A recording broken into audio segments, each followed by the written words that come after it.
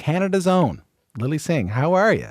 I'm good. How are you? I like that you say Canada's own. It's a rarity that I hear people say that when they introduce me. Can I say it wasn't on the page, but I said she is. I You know felt it. what? I felt it. That's the kind of improv we need. That's the kind of improv we need right there. Thank you. I'm so happy to be here. Well, nice to have you. Last time we talked, it was about 4 years ago. You had just put out the book. The YouTube channel was going unbelievably well. And now look at you. I mean, your life has changed so much. So I guess broadly, how are you doing? Thank you for asking. I'm doing great. My life journey, or I guess my career over the past 10 years has been just a pattern of being really scared, stepping out of my comfort zone, being proud, being grateful, being very scared, stepping out of my comfort zone.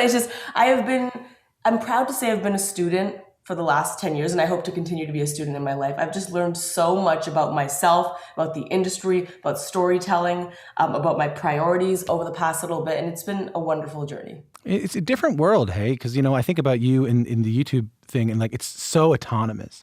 I know you have a team, and last time you were here, we talked about you have a team and you have people who help you out, but it's you. It's autonomous. It's your thing. And then you look at the late night show, and there's network execs, and there's producers, and there's directors. There's so many more people involved. What's that adjustment been like? Challenging, to be honest.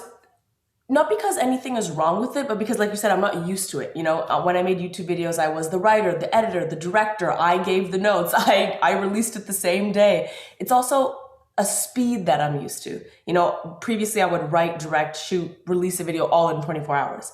With the late night show, there was definitely a steep learning curve of wait, there are certain protocols I need to learn. There are job descriptions I need to learn. I feel like a total jerk when someone comes up to me and they're like, "Hi, I'm so-and-so on your crew and I do this." And I'm like, I have no idea what you do. I truthfully have no idea what your job entails. There's so many jobs. And the speed as well, trying to make a late night show topical has proved to be a really big challenge, especially when you're on the shooting schedule we have, because the most topical I could possibly be is shooting something 4 days in advance of when I want it to air. And so that pace has definitely been a learning curve for me. But I gotta say, there's pros and cons. And for me, I love the pros of it, which is I get to be surrounded by a team full of people who are way smarter than me at what they do. I used to edit my videos for YouTube, and I used to be my sole writer, but now I have writers who are funnier than me when it comes to certain topics. I have an editor that is better than me when it comes to making things look good. So it's been really great to learn from people and be part of a crew to make something happen. I've always loved people, and so it's nice to have people around, even though we're 6 feet apart, all wearing masks and basically hazmat suits. Well, but I know that you, when you got the job, you even said, I didn't watch a lot of late night growing up. It wasn't a really big part of my life. What made it so attractive to you to take on? I think that's exactly it. I was trying to figure out why that's the case, because so many of my writers and so many people I talked to were like, yeah, no, I religiously watched late night. And I thought, why didn't I have that experience? And I think what it is that if I'm being honest, I don't think my parents are able to relate to late night as it's been throughout my upbringing. I don't think they would have turned on late night TV and be like, "Oh, I understand this point of view. I get these jokes. I don't think they would have related. And so I think that's what compelled me to enter the late night space. The fact that there are a group of people that had never seen themselves represented and could never relate to what the host was saying. And so it was really, I want to share a little anecdote with you. My mom actually messaged me after the season 2 premiere and said, "Hey, I loved your premiere. This is so much more my speed. I understood all the jokes. I related to it. And I actually thought it was really good. This is honest feedback." And my mom does not just serve compliments out on a dish. Let me tell you that. So for her to say, yeah, I actually related to this. And for other minority groups to say, "Oh my God, I see myself reflected in what you're saying in the rants and the interviews." It's really special. And that's exactly why I want to get into late night. Well, let me play a clip from one of your shows. Take a listen to it. Let's do it. Season 1, right? I was super stressed. I was working really hard. It was a hard shoot. I'm not gonna lie, before I went home every night in my green room, I cried. I cried a lot in season 1. So for season 2, I'm like, let's switch it up. I actually hired an on-set therapist, and I'm gonna go visit them right now because I'm feeling a little tense. Come on in. Lily, how have you been? Honestly, I'm having a hard time relaxing. Oh no, poor thing. Why is that? I don't know, I just feel like there's so much pressure on me. People have all these expectations. I got my late night show, and I just feel like everyone's watching me all the time. You know what? I wouldn't worry about that. I've seen your rating. From a little late with Lilly Singh. Lilly Singh, I guess there is some truth there, not about the ratings, but there's some truth there about the pressure. As you said to me just then, you said, I got to deliver a perspective on late night that no one had ever seen before. Mm-hmm. The first South Asian, the first queer woman to take on a late night show. So exciting, right? First digital bred person to take on a late night show. So exciting. But man, there got to be some pressure too. Oh yeah, for sure. I think I fronted a big game in the beginning of season 1. Like, oh, I see all this pressure. I'm going to run with it. Pressure makes diamonds. These quotes about pressure quote here, pressure quote there. It's a lot easier to say it's not going to get to you. It's a lot harder to implement that, because I'd be lying if I said in season 1, I didn't let that pressure get to me.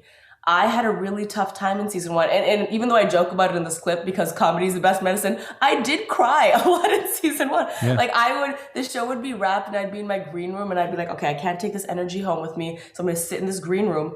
And I'd be the only person in the building. The custodians would have left. The producers, I'd be the only person in the studio. I would just cry because I was like, I don't know how to deal with this. And it's one of those moments where it's sad. I don't sound sad. I'm not trying to get pity, but it has turned me into someone who has really got a new perspective now. And I think I needed to go through that to be the Lilly I am for season 2. And that is, in season 1, I definitely let the headlines get to me. I was like, oh, people are commenting about the fact that I talked about being Indian so many times, or I talked about being queer. And so, okay, let me stop talking about those things. Or maybe I'll talk about them 3 times and then I'll talk about this 2 times. So you see me in season 1 trying to navigate how to please all of these groups of people. And it wasn't fun. It was exhausting. And I felt disgusting about it. And I think the silver lining of the pandemic is it gave me a chance to really reflect on what kind of life I wanted. And the type of life I want is one where I can go to work really hard, have fun, and just be completely myself. And when I say myself, I mean myself. And so in season 2, you're seeing a very authentic Lilly that does not have that tally in her head of how many times have I spoken about this? Are these people going to be happy? I am doing what makes me proud and what is true to me. And let me tell you, it has been so much less exhausting and so much more fun. And so much more weird, because I'm a weirdo. I don't know if you've noticed that I'm weird. I got a vibe. I caught the vibe.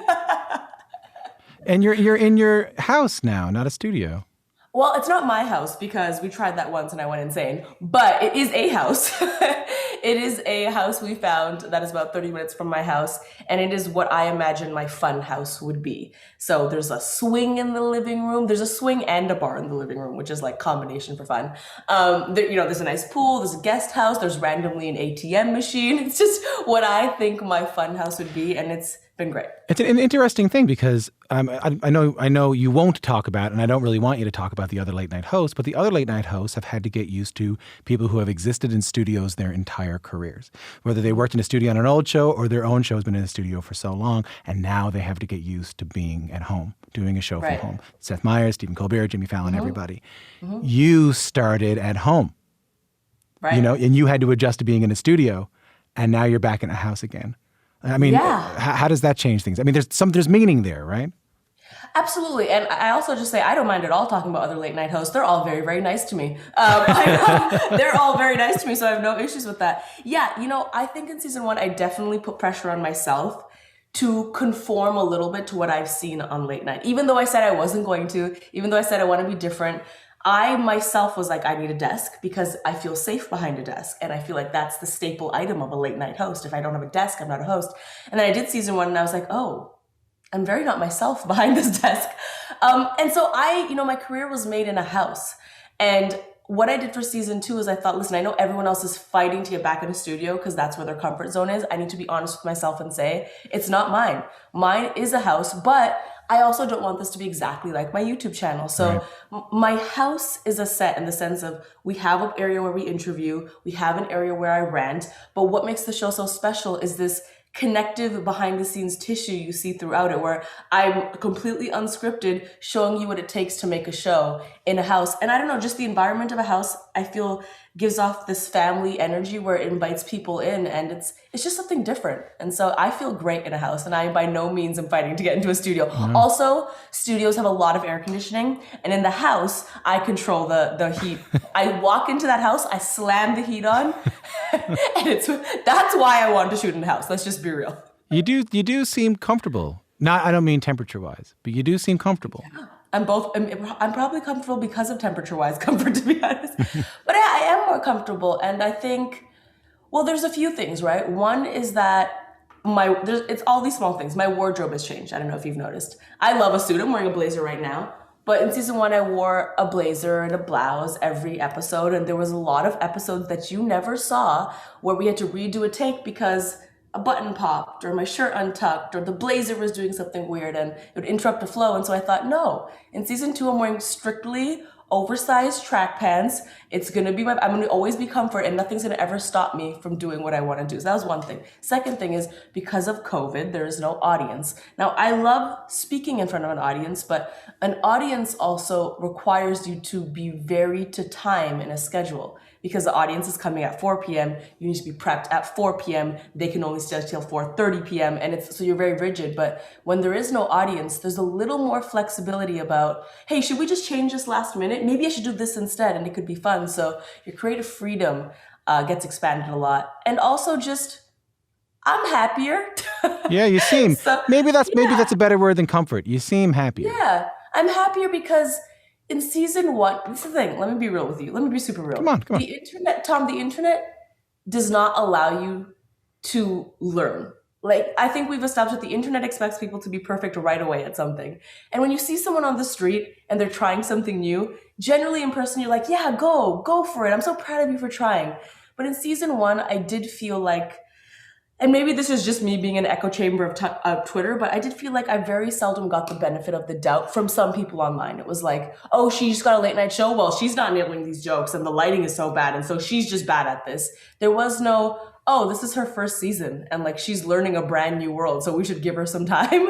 And I take that on my back and I understand that that's idealistic and I probably won't get that. But I'm happier because I know more in season 2. It's not me being thrust into a completely new world. I understand what late night is now. And so each season, I'm just going to get better. And that makes me happier. It makes me happy too. My guest is Lilly Singh, Canadian YouTuber, author, and talk show host. This is a clip from the new season of A Little Late with Lilly Singh. BIPOC people are always told that their justified outrage is wrong. It's problematic. It is a huge issue. You know, when Colin Kaepernick took a knee during the anthem in peaceful protest, he was told that he's disrespecting America. And I would bet money that those same people that made that critique are the ones that broke into the Capitol and replaced the American flag with the Confederate flag, a flag that literally broke America apart. So let's just call it what it is, okay? It was never about respecting or disrespecting America. It was always about white supremacy. And that is not my opinion. It is a fact. My guest is Lilly Singh. I remember at the beginning of the show when Late Night started, you're A Little Late with Lilly Singh started, you said stuff like, you know, this is going to be a politics-free place. This is going to be, I mean, I can see you nodding, right? This is going to be a place fun. And sure enough, you talked about, I'm not saying you didn't talk about real things. You talked about your family. You talked about identity. You talked about self-love. But as we just heard in this clip, in this season, I've heard you talk about Donald Trump, the Capitol siege, white supremacy. We're just a few weeks in. What changed? Yeah, I still maintain that it's not my favorite thing to get really deep into political policy and candidates, but I do feel like because of the unique circumstances we've all been through over the past year, a lot of things about politics have left the realm of politics and become more just like, I'm a human. You know, it's not even about politics. Some things are not even about politics anymore. It's about being a human that's standing up for something they believe is right or wrong. And that is something I'm always going to do. I also, if I'm being honest, in season 1, I think I was a little scared to get political sometimes because I'm very aware of the identity politics that surround me. And I know that that's difficult to escape, and I know that's always going to be in the spotlight. And going back to me being authentic and embracing all that, I think I'm less scared of that in season 2. And I've also recognized my responsibility and position in late night to know that I'm the only late night host that can really say things like that. You know, I'm the only late night host that can say, you know, from a perspective of a person of color or a woman or a queer person. And I used to be scared of saying that, but no, that is my point of view. And if no one else can speak from that point of view, then I better, you know? And so if I can condemn certain things that I think are bad and promote certain things that I think are right, I want to do that. You know, that leads me to my next clip. Take a listen to this. Oh, come in. Thank you. Ooh, it's cold in here. Sorry I'm late, everyone. Joe and I had breakfast with Barack. Breakfast with Barack? Oh, do not even awake for breakfast. Obama, good guy. You know, Kamala beta, I really like your last debate. So powerful, so beautiful, and like an angel. Angel's a little much. I mean, That's Lilly Singh in a sketch playing her mom, her father, her cousin Kamala Harris, and herself. Now, obviously, Kamala's not your cousin, but she's popped up in a few of your sketches now. What's it like to play the vice president? Yeah, even going back to your previous question, I think another reason I talk more about politics is because it's the first time I've ever felt included in American politics by seeing Kamala Harris. And Kamala is like a blessing to me. I'm going to be straight up and just be so honest. I've played a lot of characters and I have to pretend to be a lot of people. And the first time I ever dressed up as Kamala Harris, if you look at the comments underneath the Instagram post, they're all, I thought this was actually Kamala. You look just like her. This is crazy. All I did, Tom, is I changed my makeup ever so slightly and I put on a wig. I'm like, can we just call this like it is? We're both brown. We're both brown and that's why we look alike. And it's actually nice though. I will take all the credit because obviously when I try to play Joe Biden, there are certain characteristics about me that prevent me from looking just like Joe Biden. It has been a blessing to have someone in the public eye like Kamala that I can dress up as and actually look like, and people find the character so believable. And it just shows how hard it is for me to play other characters because there's not that many brown people in politics for me to parody. And so it's been lovely. You've met her, right? Subtle flex, I have met her, yes. I actually have to thank my fellow late night host, Jimmy Fallon, because I met Kamala Harris. She was guest number 1 on the night I premiered my season 1. So I had met her backstage and I told Jimmy the same thing, that I generally I have a little bit of nerves before I do a late night appearance, and Kamala came to speak to me before I went on stage, and I straight up got Kamala-fied. Like, she is so invigorating, and she is so inspirational that I think I had my best performance on Jimmy Fallon's show ever, because I was Kamala-fied. How did you feel when you saw her become the vice president of the United States? I never thought I would be someone that got emotional specifically over American politics. I understand how powerful America is. I understand the importance of American politics, but being Canadian, I just never had that emotional tie to what was happening. And so when I was watching her speech, I actually cried. Like, I got teary-eyed, which I didn't anticipate, because I felt so included, and maybe this is something I realized I never was missing out on, but then I saw the audience of people crying, and I saw how important this was for so many different groups of people, and I witnessed a glass ceiling get shattered, and I thought, wow, it is literally because of moments like this that I get to exist. So I had a very deep moment, and it was beautiful, and I wasn't anticipating being a crybaby, but alas, I was. That's beautiful. It's funny. You mentioned earlier that, as you get bigger and as the show starts, the internet kind of comes after you. And it's true. As you get more famous, there's more criticism in your life. That's just a fact of getting more famous. But I did want to talk about one particular piece of criticism that I think is worth talking about. Let's do it. Which is when it was the bad man forward, bad man pull up. You sing in a Caribbean accent. There's a lot of backlash online, a lot of think pieces about you and cultural appropriation. What's the conversation you think we should be having here? How did you reflect on that? Well, first off, I'll say that I am a firm believer that compassion and education is stronger than cancellation. And that's not just from my perspective of me being canceled many, many times, but I've seen a lot of my friends get canceled, sometimes wrongfully canceled because something's been misinterpreted or a video's been cut a certain way. And I'm a big believer of education and compassion. So am I perfect? Absolutely not. Have I made mistakes? Absolutely. Do I believe that every single journey people go on, everything they learn, everything they have to reflect on has to be plastered online? I don't. I don't think that's possible, and I don't think that's a realistic way to learn. I think people have to internalize. They have to have in-person conversations. I've had many conversations with my peers in the Black community, from educators. I've learned a lot. I've also been in the flip side where people have tried to make me upset about something and make me offended about something that I didn't feel offended about. So my honest answer to you is, I recognize I've made mistakes. I'm not perfect, and I apologize always for ever offending people. But I also don't think it's realistic for me to learn every lesson publicly. And it's not realistic for people to expect me to be offended by other things people do to me. There is no blanket of being offended. There is just individual experiences, and I'm trying my absolute best. And that's my honest answer. Do you understand why people were upset?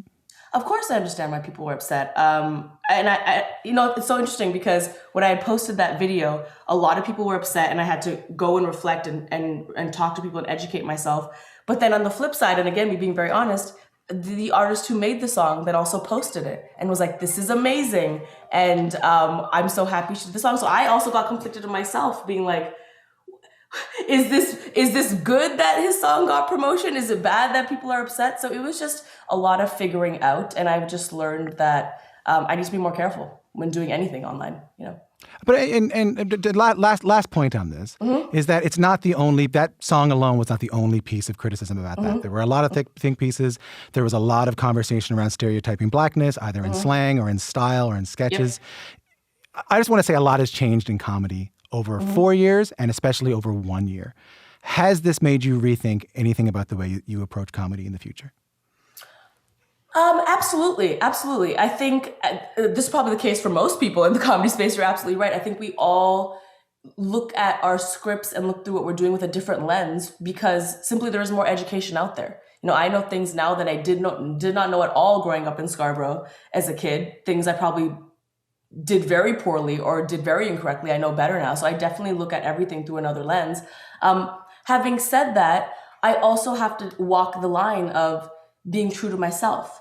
And the truth of myself is that I did grow up around a lot of different cultures that are embedded into who I am. That doesn't give me the right to act a certain way, and I totally take that L on my chest. But I also, sometimes I get the critique of, well, you don't talk that way when you're on Jimmy Fallon's show. So how come you're talking that way when you're in your vlogs? And the real answer is because when I'm on Jimmy Fallon's show, I'm nervous and I'm not particularly being myself. But when I'm being myself, I am this kind of person who's loud and rough around the edges. And I think the most common misconception people have about me is that that's a facade, but it's not. All of my closest friends will tell you that is in fact who Lilly is. And she's been that girl since she grew up in Scarborough and went to Lester B. Pearson in Scarborough. And that's what she knows. And so I can't also not be myself. So I have to learn how to walk that line, I guess. Last time we spoke 4 years ago, we talked about how much, at the beginning of this interview, how much your life has changed. What do you hope 4 years from now when I get to talk to you again? I mean, there's no way that I'm still going to be here, but 4 years from now, when we get the chance to talk again, what do you hope your life looks like? I started this interview by saying the last 10 years I've been a student and I've been learning. We just spoke a lot about learning rights from wrongs and yeses from nos and things that I should reflect on. In 4 years, if you interview me, I want to say the same thing. I want to say that I learned so much. I was a student and I'm even smarter and wiser and have more experience than I had before. That is the only thing, because I have learned that I can put so many milestones on my vision board. I can put all the numbers, I can put all the seasons of late night, I can put all the money, I can put all the places I want to travel. All of that stuff goes away. All of those feelings go away. But the feeling of being like, I'm happy, I'm proud, and I've learned a lot, those are things that don't go away. And so that's currently how I define success. Lilly Singh, thank you for your time. Thank you so much. I appreciate it.